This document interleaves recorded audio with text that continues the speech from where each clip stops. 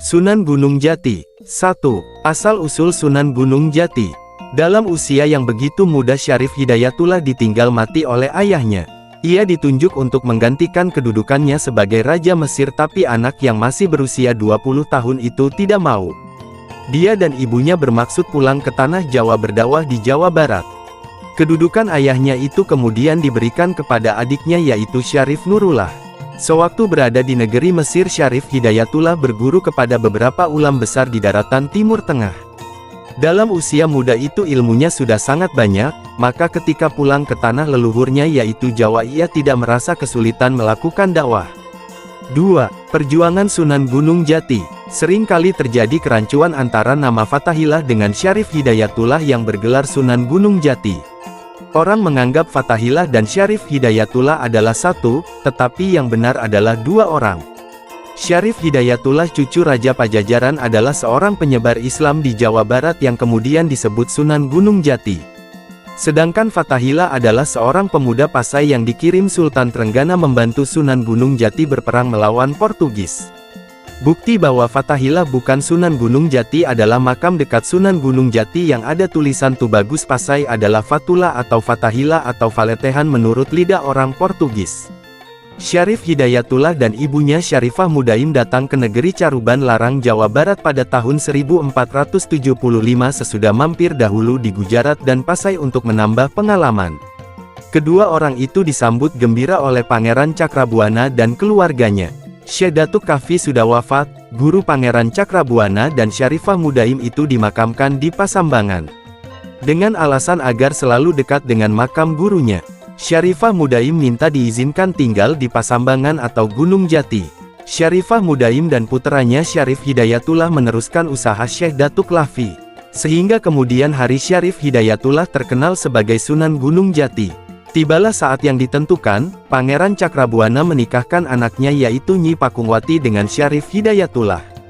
Selanjutnya yaitu pada tahun 1479 karena usia lanjut Pangeran Cakrabuana menyerahkan kekuasaan negeri Caruban kepada Syarif Hidayatullah dengan gelar susuhan yaitu orang yang dijunjung tinggi. Disebutkan, pada tahun pertama pemerintahannya Syarif Hidayatullah berkunjung ke Pajajaran untuk mengunjungi kakeknya yaitu Prabu Siliwangi.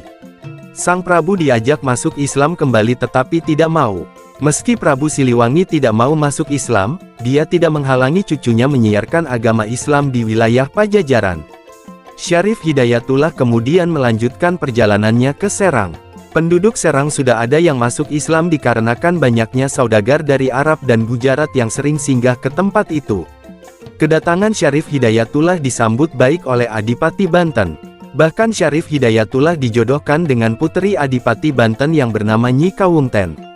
Dari perkawinannya inilah kemudian Syarif Hidayatullah dikaruniai dua orang putera yaitu Nyi Ratu Winaon dan Pangeran Sebakingking.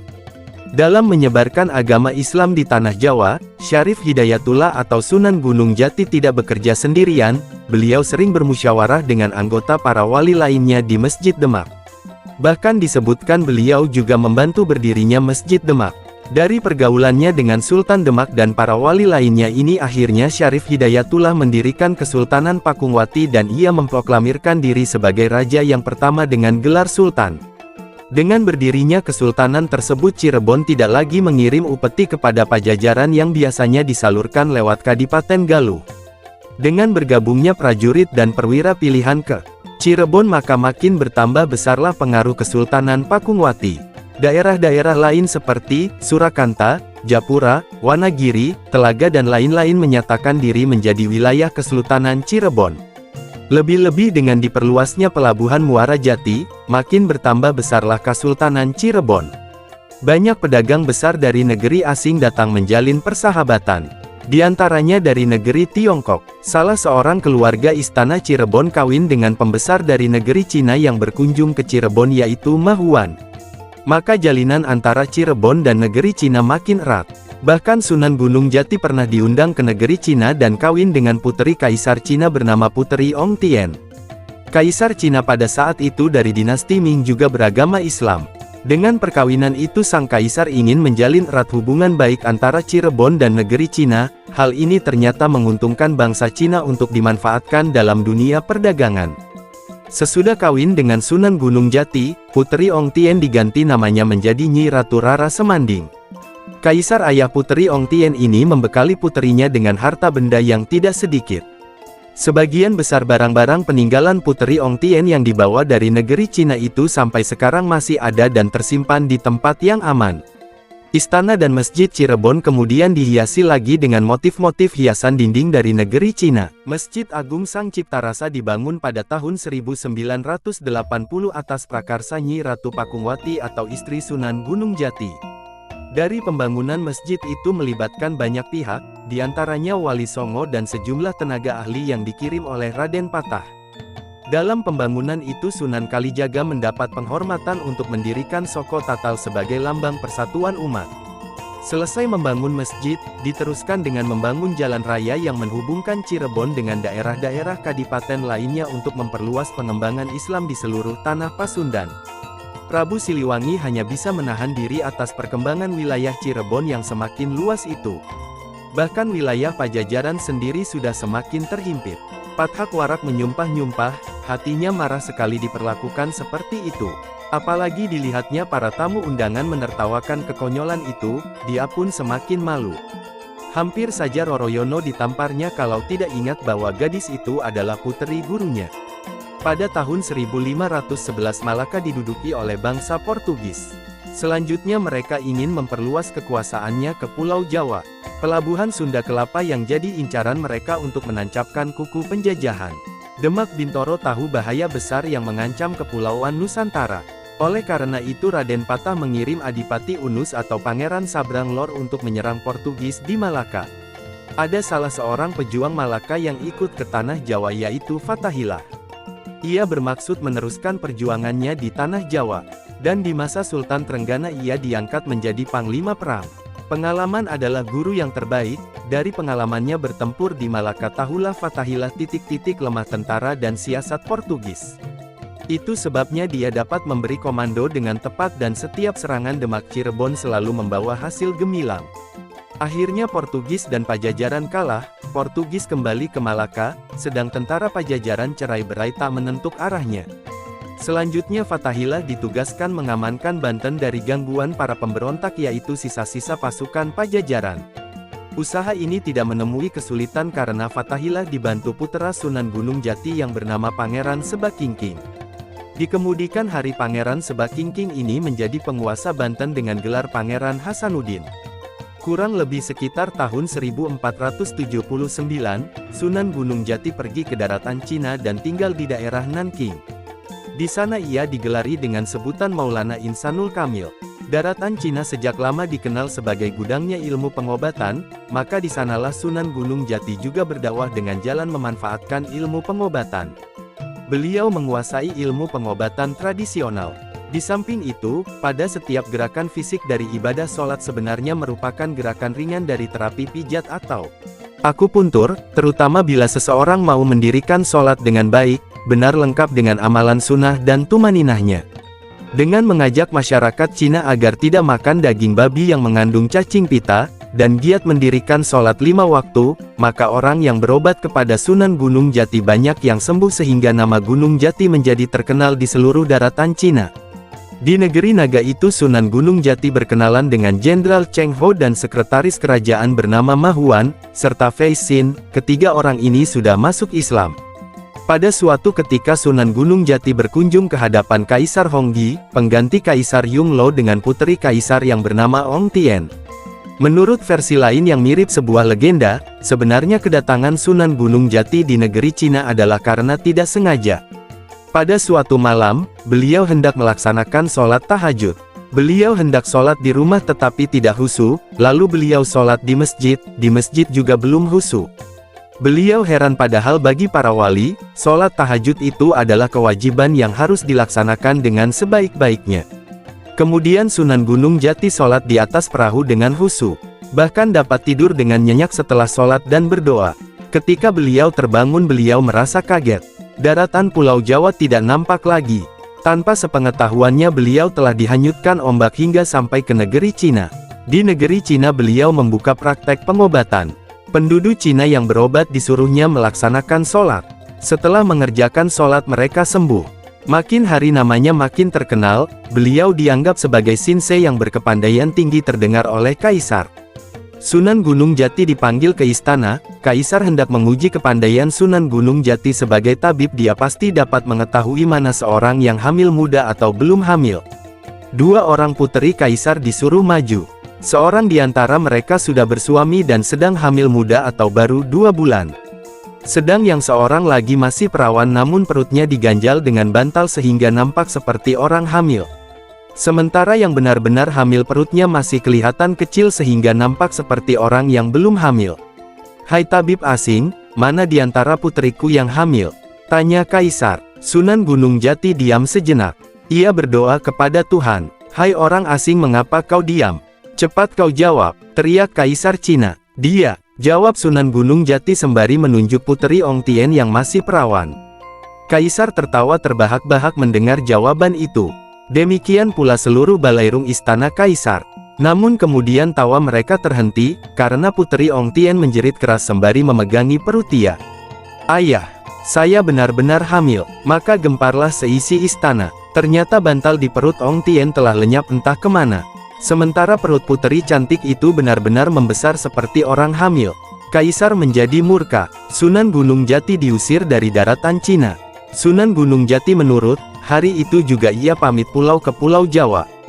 Namun puteri Ong Tien ternyata terlanjur jatuh cinta kepada Sunan Gunung Jati, maka dia minta kepada ayahnya agar diperbolehkan menyusul Sunan Gunung Jati ke Pulau Jawa. Kaisar Honggi akhirnya mengizinkan puterinya menyusul Sunan Gunung Jati ke Pulau Jawa. Puteri Ong Tien dibekali harta benda dan barang-barang berharga lainnya seperti bokor, guci emas dan permata. Puteri cantik itu dikawal oleh 3 orang pembesar kerajaan, yaitu Pai Li Bang, seorang menteri negara, Lai Guan Chang dan Lai Guan Hien. Pai Li Bang adalah salah seorang murid Sunan Gunung Jati tatkala beliau berdakwah di Cina. Dalam pelayarannya ke Pulau Jawa, mereka singgah di Kadipaten Sriwijaya. Begitu mereka datang, para penduduk menyambutnya dengan meriah sekali. Mereka merasa heran. "Ada apa ini?" Pai Li Bang bertanya kepada tetua masyarakat Sriwijaya. Tetua masyarakat balik bertanya, "Siapa yang bernama Pai Li Bang?" "Saya sendiri," jawab Pai Li Bang. Kontan Pai Li Bang digotong penduduk di atas tandu. Dielu-elukan sebagai pemimpin besar. Dia dibawa ke istana Kadipaten Sriwijaya. Setelah duduk di kursi adipati, Pai Li Bang bertanya, "Sebenarnya apa yang terjadi?" Tetua masyarakat itu menerangkan bahwa Adipati Aryo Damar selaku pemegang kekuasaan Sriwijaya telah meninggal dunia. Penduduk merasa bingung mencari penggantinya, karena putra Aryo Damar sudah menetap di Pulau Jawa, yaitu Raden Fatah dan Raden Hasan. Dalam kebingungan itulah muncul Sunan Gunung Jati. Beliau berpesan bahwa sebentar lagi akan datang rombongan muridnya dari negeri Cina, namanya Pai Li Bang. Muridnya itulah yang pantas menjadi pengganti Aryo Damar, sebab muridnya itu adalah seorang menteri negara di negeri Cina. Setelah berpesan begitu, Sunan Gunung Jati meneruskan pelayarannya ke Pulau Jawa. Pai Li Bang memang muridnya. Dia semakin kagum dengan gurunya yang ternyata mengetahui sebelum kejadian, tahu kalau dia bakal menyusul ke Pulau Jawa. Pai Li Bang tidak menolak keinginan gurunya, dia bersedia menjadi Adipati Sriwijaya. Dalam pemerintahannya, Sriwijaya maju pesat sebagai kadipaten yang paling makmur dan aman.